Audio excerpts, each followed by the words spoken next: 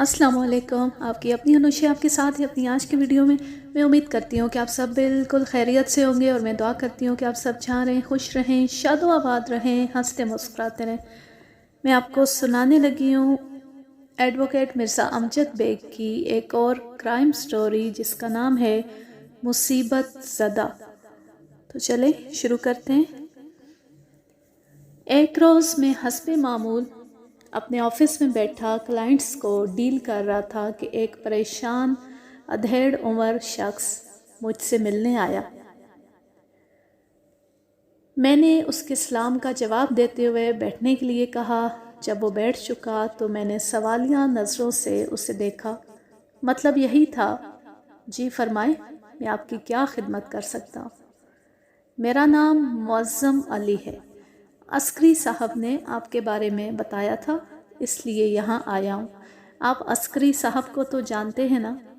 मुअज़्ज़म अली का अंदाज़ बहुत ही धीमा और सुलझा हुआ था। वो अपनी आवाज़ और लबो लहजे से एक पढ़ा लिखा मुअज़्ज़िज़ और शरीफ़ुत्तबा इंसान महसूस होता था। मेरे शनासाओं में अस्करी हज़रात की तादाद 3 से ज़्यादा थी, लिहाजा सिर्फ अस्करी साहब कहने से मुझे समझ न आया कि मुअज़्ज़म अली का इशारा किस अस्करी की तरफ था। चनाचा में पूछे बिना ना रह सका। मुअज़्ज़म साहब, आप किस अस्करी का ज़िक्र कर रहे हैं? शबीर अस्करी, वो जो एजुकेशन डिपार्टमेंट में होते हैं। अच्छा, वो क्या आप भी उन्हीं के ऑफ़िस में होते हैं? मैं उनके ऑफ़िस में तो नहीं होता, अलबत्ता उनसे काम पड़ता रहता है, इसलिए वहाँ जाना भी पड़ता है। मेरा ताल्लुक़ भी एजुकेशन डिपार्टमेंट ही से है, बल्कि था। मैं पिछले साल ही हेड मास्टर के ओहदे से रिटायर हुआ हूँ। अस्करी साहब ने मेरे लिए क्या पैगाम भेजा? शबीर अस्करी महकमा तालीम में एक बड़े ओहदे पर फाइज थे। मेरी उनसे अच्छी याद अल्लाह थी। मुअज़्ज़म अली ने मेरे सवाल के जवाब में बताया। उन्होंने मुझे सिर्फ आपका नाम, पता और यहाँ तक पहुँचने का रास्ता बताया। मैं अपने काम से आपके पास आया हूँ। अस्करी साहब ने आपकी बहुत तारीफ़ की है और मुझे यकीन दिलाया है कि आप मेरा काम कर देंगे। मैंने रफ पैड और कलम संभाल लिया, फिर सवालिया अंदाज में उसके चेहरे की तरफ देखते हुए पूछा, जी मुअज़्ज़म साहब, फरमाएं, मैं आपके लिए क्या कर सकता हूँ। जवाब देने से पहले वो मुझे कुछ मुतज़ब्ज़ब नज़र आया। मुमकिन है वो अपना मसला बयान करने के लिए जहन में मौजूद ख़यालात को किसी एक नुक्ते पर जमा करने की कोशिश कर रहा। उसने ग्रे पतलून पर धारीदार शर्ट पहनी हुई थी, दराज कामत और जिस्म फ्रबी माइल था। सर और मूंछों के बालों में सफ़ेदी झलकने लगी थी, रंगत सांवली और हाथ पाँव का मजबूत। मैंने पहली नज़र में उसकी उम्र का जो अंदाज़ा कायम किया था वो बादअज़ां कदरे गलत साबित हुआ। वो 60 के इंसे को अबूर कर चुका था। बेग साहब, मैं दरअसल अपने बेटे के लिए परेशान हूँ। वो पिछले 15 दिन से जेल में बंद है। आपके बेटे का नाम क्या है और वो 2 हफ्ते से जेल में क्यों बंद है? उसका नाम कामरान अली है, मेरी इकलौती औलाद है और कत्ल के इल्ज़ाम में जेल गया है। अदालत से सज़ा सुनने के बाद या? नहीं जनाब, सज़ा और जज़ा का मरहला तो अभी दूर है। अदालत ने उसे जुडिशल रिमांड पर जेल भिजवाया है। केस अदालत में लग चुका है, 4 रोज़ बाद पेशी है। ये केस किस अदालत में है? उसने एक जज और अदालत का नाम बताया। आपका बेटा कामरान अली कत्ल के इल्ज़ाम में पिछले 15 दिन से जुडिशल रिमांड पर है। इसका मतलब है पुलिस ने गिरफ्तारी के बाद उसे अदालत में पेश करके रिमांड हासिल किया होगा और मज़कूरा रिमांड की मुद्दत पूरी होने के बाद चालान अदालत में पेश कर दिया होगा। अदालत ने आपके बेटे को जेल की राह दिखा दी। इस दौरान में आपने अपने बेटे की ज़मानत कराने या रिहाई कराने के लिए किसी वकील की खिदमत हासिल क्यों नहीं की? कामरान की गिरफ्तारी के फ़ौरन बाद मैंने उसके लिए एक वकील का बंदोबस्त किया था, लेकिन उसकी कारकर्दगी तसल्ली बख्श नहीं रही। उसने ज़ुबानी जमा खर्च करने के सिवा कुछ नहीं किया। ज़मानत के हक़ में उसके दलाइल फुसफुसे साबित हुए और अदालत ने कामरान को जेल भेज दिया। इस दौरान शबीर अस्करी से मेरी मुलाकात हुई। انہیں میرے بیٹے کی گرفتاری کا علم ہو چکا تھا۔ جب میں نے انہیں صورتحال کی نزاکت سے آگاہ کیا تو انہوں نے مجھے فوراً وکیل بدلنے کا مشورہ دیا۔ میں نے کہا میں تو کسی اچھے وکیل کو نہیں جانتا۔ اس پر انہوں نے ایک لمحہ سوچا، پھر بولے آپ جا کر بیگ صاحب سے مل لیں، میرا سلام کہیں اور انہیں اپنے مسئلے کے بارے میں بتائیں، اور یوں میں آپ کے پاس آ گیا ہوں۔ ٹھیک ہے، پہلے والا وکیل کس پوزیشن میں ہے؟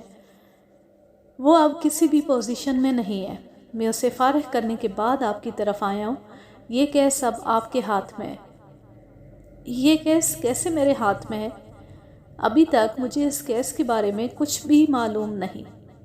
آپ پوچھیں جناب، کیا پوچھنا ہے؟ مقتول کون ہے؟ مقتول کا نام ایوب ہے اور وہ ایک اپارٹمنٹس بلڈنگ میں چوکیدار تھا۔ یہ اپارٹمنٹس بلڈنگ کہاں پر واقع ہے؟ اور آپ کے بیٹے کامران علی کا ایوب سے کیا تعلق تھا؟ اپارٹمنٹس بلڈنگ کا نام الفرید اپارٹمنٹس ہے اور یہ بلڈنگ کریم آباد کے علاقے میں واقع ہے۔ میرے بیٹے کا ایوب نامی چوکیدار سے کوئی تعلق تھا اور نہ ہی کسی قسم کی دوستی یا دشمنی۔ پھر جب مقتول کا آپ کے بیٹے سے کوئی تعلق واسطہ نہیں تھا تو پھر ایوب کے قتل کے الزام میں اسے گرفتار کیوں کیا گیا؟ بیگ صاحب، بات دراصل یہ ہے کہ وقوعے سے چند روز پہلے کامران کا اس چوکیدار سے جھگڑا ہو گیا تھا۔ ان کے بیچ اچھی خاصی تلخ کلامی ہوئی، ہاتھا پائی کی نوبت آنے ہی والی تھی کہ لوگوں نے بیچ بچاؤ کرا دیا۔ بہرحال اس ناخوشگوار واقعے سے لے کر وقوعے تک ان دونوں کے درمیان کھنچاؤ کی سی کیفیت رہی تھی۔ اسی لیے جب چوکیدار ایوب اپنے کمرے میں مردہ پایا گیا تو لوگوں کا فوری طور پر دھیان کامران ہی کی طرف گیا اور پولیس نے بھی انہی خطوط پر کارروائی کرتے ہوئے میرے بیٹے کو گرفتار کر لیا۔ یہ ہے ساری کہانی۔ معظم صاحب، کیا آپ کی رہائش بھی الفرید اپارٹمنٹس ہی میں ہے؟ نہیں جناب، ہم لوگ PIB کالونی میں رہتے ہیں۔ کہاں PIB کالونی اور کہاں کریم آباد؟ آپ کا بیٹا وہاں کہاں پہنچ گیا تھا اس چوکیدار سے الجھنے؟ جناب، کامران کے کام کی نوعیت ہی ایسی ہے کہ اس کی ڈیوٹی جس علاقے میں لگا دی جائے اسے جانا پڑتا ہے۔ آپ کا صاحبزادہ کرتا کیا ہے؟ وہ ایک کورئیر کمپنی میں ملازم ہے، اس کے ذمے ڈاک کی ترسیل ہے۔ کمپنی اسے جو بھی علاقہ دے دے اسے اپنی ڈیوٹی انجام دینا ہوتی ہے۔ پچھلے کچھ عرصے سے وہ کریم آباد اور اس کے گرد و نواح میں اپنے فرائض منصبی انجام دے رہا تھا۔ معظم علی نے مجھے مذکورہ کورئیر کمپنی کا نام بھی بتایا تھا، لیکن باوجود میں یہاں پر وہ نام ظاہر نہیں کر سکتا۔ آپ اپنی سہولت اور کہانی کی ضرورت کے پیش نظر اس کورئیر کمپنی کا نام فلائنگ ہارس فرض کر لیں۔ میں نے مزید 15-20 منٹ تک مختلف زاویوں سے گھما پھرا کر متعدد سوالات کیے، جن کے معظم علی نے تسلی بخش جوابات دیے، جس کے نتیجے میں نے کامران علی کا کیس لینے کا فیصلہ کر لیا۔ وہ منگنی شدہ تھا اور لگ بھگ 2 ماہ بعد اس کی شادی ہونے والی تھی، مگر اب یہ ممکن نظر نہیں آتا تھا۔ پچھلے 15 دن سے وہ جیل کی سلاخوں کے پیچھے تھا اور آئندہ کتنا عرصہ وہ کیس چلے گا اس کے بارے میں قبل از وقت کچھ نہیں کہا جا سکتا تھا۔ آگے بڑھنے سے پہلے میں آپ کو اس کیس کے پس منظر سے آگاہ کر دوں تاکہ عدالتی کارروائی کے دوران آپ کا ذہن کسی الجھن کا شکار نہ ہو۔ ان میں سے بہت سی باتیں مجھے معظم علی اور اس کے بیٹے کامران علی کی زبانی معلوم ہوئی تھی، باقی میں نے بذات خود بعد میں اس علاقے کا سروے کر کے معلوم کی تھی۔ آئندہ پیشی سے پہلے میں نے جیل جا کر ملزم کامران علی سے ایک ملاقات بھی کر لی تھی۔ اس نوعیت کے بہت سے کام میرا درد سر نہیں ہوتے کہ میں کسی پرائیویٹ سوراخ رساں کی مانند موقع بموقع اور کوچہ بکوچہ گھومتا پھروں۔ اکثر وکلاء ان چکروں میں نہیں پڑتے اور میری طرح جو چند وکلاء ایسا کرتے ہیں انہیں حیرت انگیز کامیابی ملتی ہے۔ معظم علی کی پوری زندگی پرسکون، بے داغ اور خوشحال گزری تھی۔ وہ اپنے کام سے کام رکھنے والا ایک شریف النفس انسان تھا۔ کامران علی اس کی اکلوتی اولاد تھا اور وہ بھی اب 27-28 سال کا ہو چکا تھا۔ BCom کرنے کے بعد وہ عملی زندگی میں کود پڑا تھا، لیکن چونکہ تربیت ایمانداری، شرافت اور سچائی کے ماحول میں ہوئی تھی، اس لیے روزگار کے سلسلے میں کئی دشواریوں کا سامنا کرنا پڑا، جیسا کہ عموماً ہمارے معاشرے میں ہوتا ہے، کیونکہ ہمارا معاشرہ اس دنیا کا انوکھا اور مثالی معاشرہ ہے۔ معظم علی سفارش اور رشوت کے سخت خلاف تھا، لہٰذا اس قسم کی صورتحال میں جو کچھ ہو سکتا تھا وہ ہوا۔ اس پر ترا یہ کہ کامران کے ساتھ کچھ مقدر کا بھی پھیر تھا۔ جو ملازمت اسے پسند آتی وہاں سے کچھ عرصے بعد اسے فارغ کر دیا جاتا، اور جس قسم کی جابس آسانی سے مل جاتی تھیں ان میں اس کا جی نہیں لگتا تھا۔ کافی زگ زیگ اور لوٹ پوٹ کے بعد بالآخر وہ کورئر کمپنی میں لگ گیا۔ فلائنگ ہارس میں کام کرتے ہوئے اسے اب لگ بھگ 2 سال ہو گئے تھے۔ کریم آباد اور اس کے آس پاس کا علاقہ اس کی ذمہ داریوں میں شامل تھا۔ میں نے چونکہ خود اس گلی کا سروے کیا تھا جس میں الفریڈ اپارٹمنٹس بلڈنگ واقع تھی، اس لیے وہاں کی صورتحال اور مکانیت کا مجھے بخوبی علم تھا۔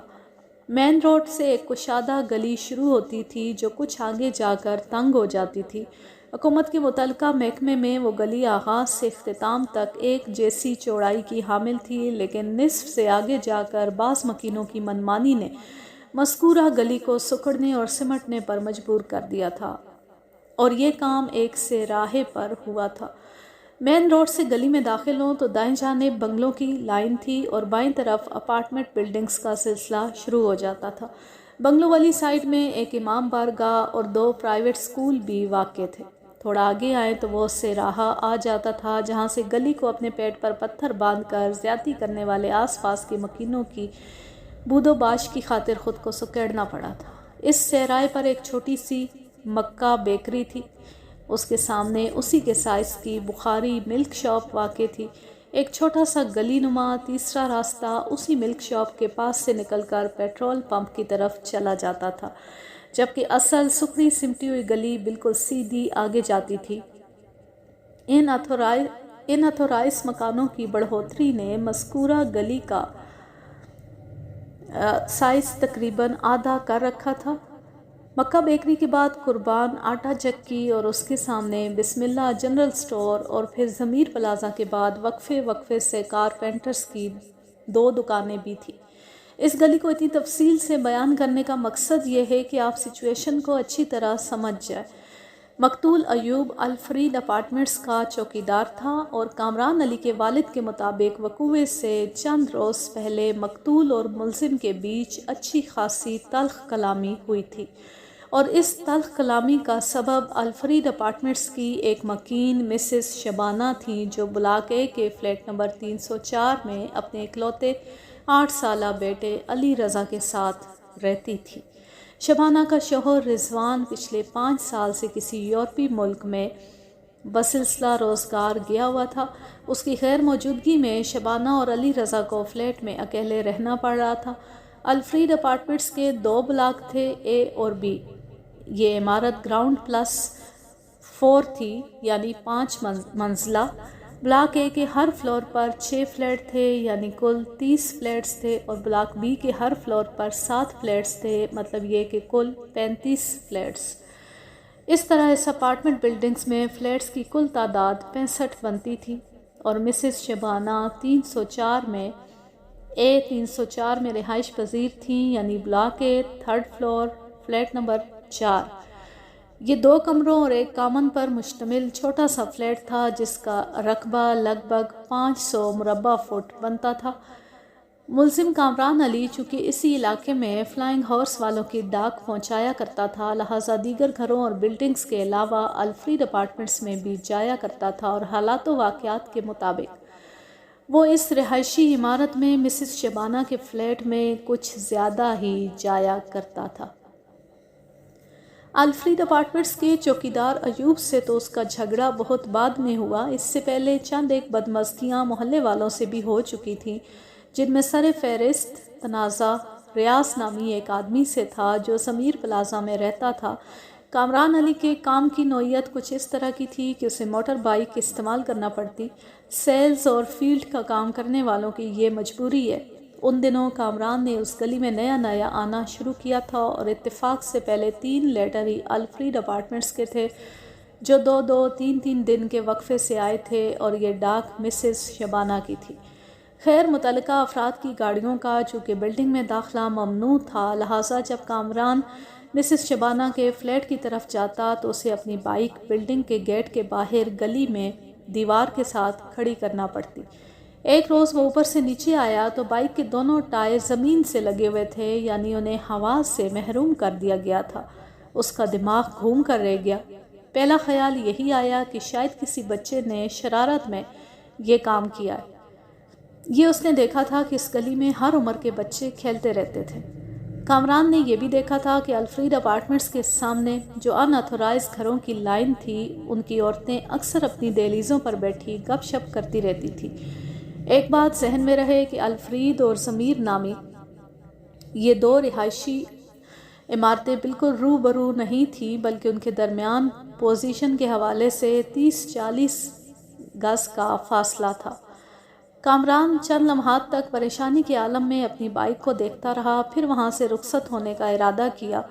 اس نے بائک موڑی تو اپنے دروازے کے سامنے بیٹھی ایک عمر رسیدہ موٹی عورت نے پوچھا، کیا ہو گیا بھائی تمہاری موٹر سائیکل کو؟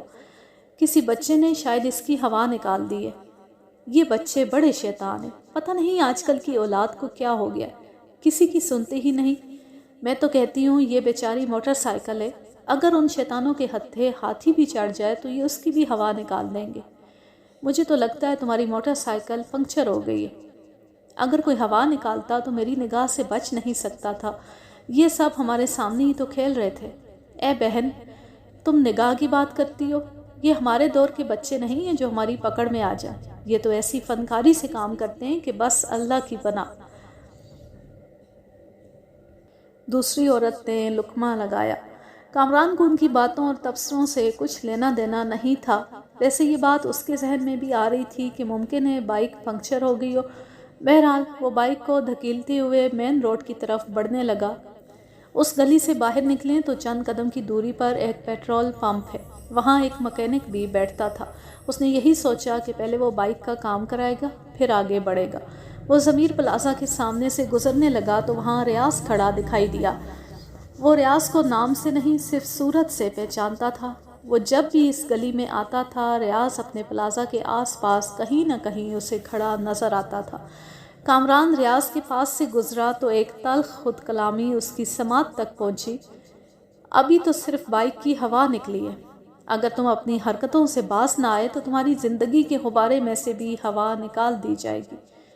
کامران نے بے ساختہ پلٹ کر ریاض کی طرف دیکھا۔ وہ گردن اٹھائے آسمان کو تک رہا تھا۔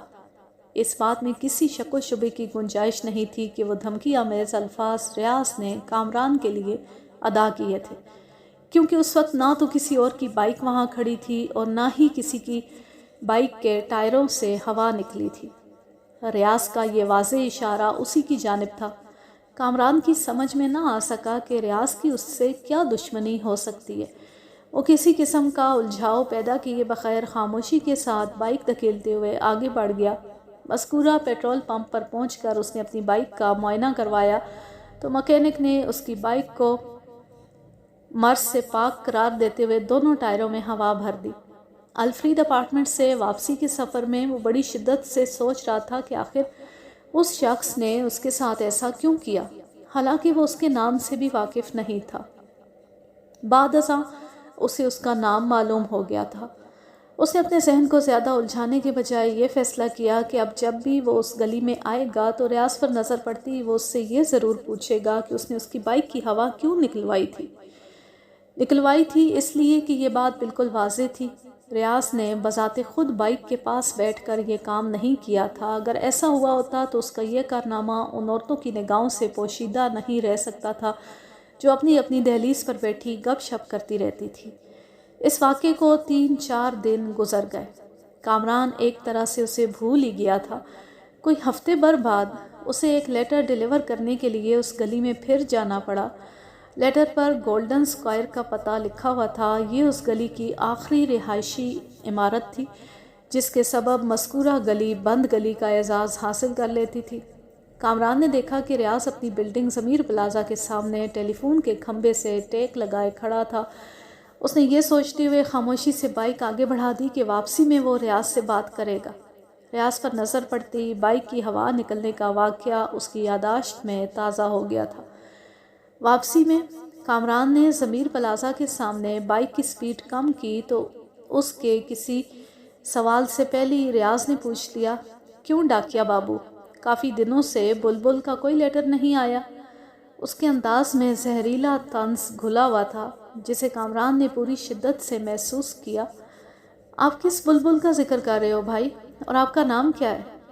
میرا نام ریاض احمد ہے، اور میں جس بلبل کا ذکر کر رہا ہوں وہ ادھر A304 میں رہتی ہے۔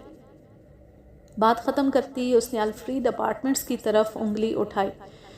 یہ عمارتیں اور دیگر بے جان اشیاء اگر سوچنے سمجھنے کی صلاحیت رکھتیں تو ان انسانوں کے ساتھ وہ خوب لڑائی جھگڑا کرتیں جو بات بے بات ان پر انگلی اٹھانے کے عادی ہیں۔ بہرحال الفریڈ اپارٹمنٹس کی 5 منزلہ عمارت نے ریاض کی حرکت پر اف تک نہ کی، البتہ کامران بخوبی سمجھ گیا کہ اس کا اشارہ کس طرف تھا۔ اس نے ریاض سے پوچھا، آپ مسز شبانہ کی بات کر رہے ہو؟ دیکھا، تمہارا دماغ ٹھیک ادھر ہی پہنچا۔ بھائی A304 میں تو مسز شبانہ ہی رہتی ہیں، میں وہاں ڈاک دینے جاتا رہتا ہوں، اس لیے جانتا ہوں۔ اس میں دماغ کے ٹھیک وہاں پہنچنے والی کون سی بات ہے؟ وہی تو میں بھی پوچھ رہا ہوں ڈاکیا بابو، کافی دنوں سے تمہارا اس فلیٹ میں جانا نہیں ہوا، کیا کوئی ناراضگی ہو گئی ہے؟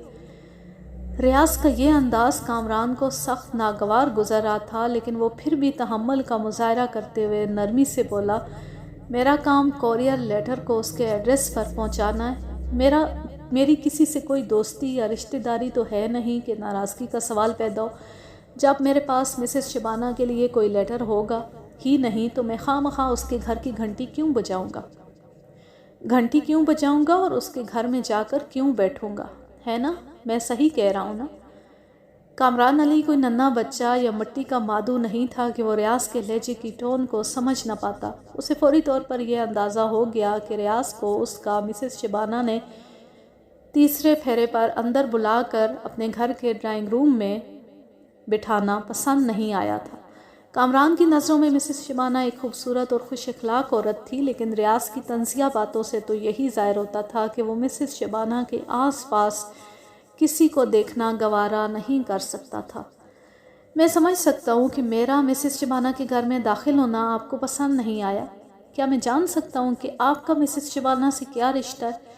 کیونکہ میری معلومات کے مطابق مسز شبانہ اور اس کا اکلوتا بیٹا علی رضا اس فلیٹ میں رہتے ہیں۔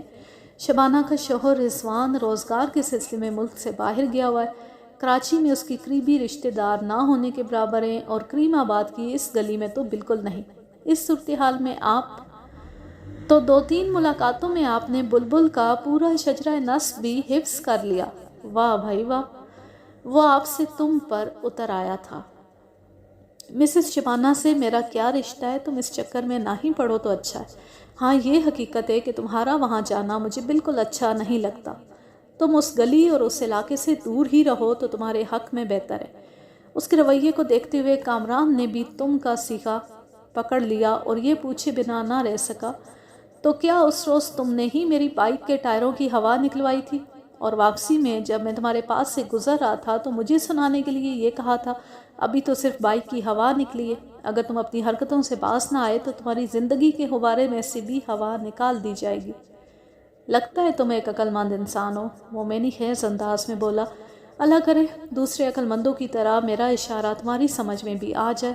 تمہارے حق میں یہی بہتر ہوگا کہ تم مسز شبانہ سے دور رہو اور کمپنی سے درخواست کر کے اپنا تبادلہ کسی اور علاقے میں کرا لو۔ کامران کو اس کی باتیں زہر محسوس ہو رہی تھیں۔ ریاض خاموش ہوا تو اس نے کہا، تم کون ہو اور تمہارا مسز شبانہ سے کیا معاملہ ہے؟ مجھے قطعاً اس سے کوئی غرض نہیں۔ جہاں تک میری نوکری کا تعلق ہے تم بھی کان کھول کر سن لو، میں اپنی ڈیوٹی کہیں اور لگوانے والا نہیں ہوں۔ اس علاقے اور اس گلی میں جس کے نام جو بھی لیٹر آئے گا وہ میں ضرور پہنچاؤں گا۔ وہ گھر مسز شبانہ کا بھی ہو سکتا ہے اور تمہارا بھی۔ اتنا کہہ کر کامران نے موٹر سائیکل سٹارٹ کی اور آگے بڑھانے سے قبل مڑ کر ریاض کے چہرے کی طرف دیکھا۔ وہ اسے گھورتے ہوئے منی خیز انداز میں اوپر نیچے گردن کو حرکت دے رہا تھا۔ کامران اس کی پرواہ کیے بغیر روانہ ہو گیا۔ آج کے لیے بس اتنا ہی، اب میں لیتی ہوں آپ سے اجازت۔ جانے خوش رہیں، شاد و آباد رہیں، ہنستے مسکراتے رہیں۔ اللہ حافظ، اللہ نگہبان۔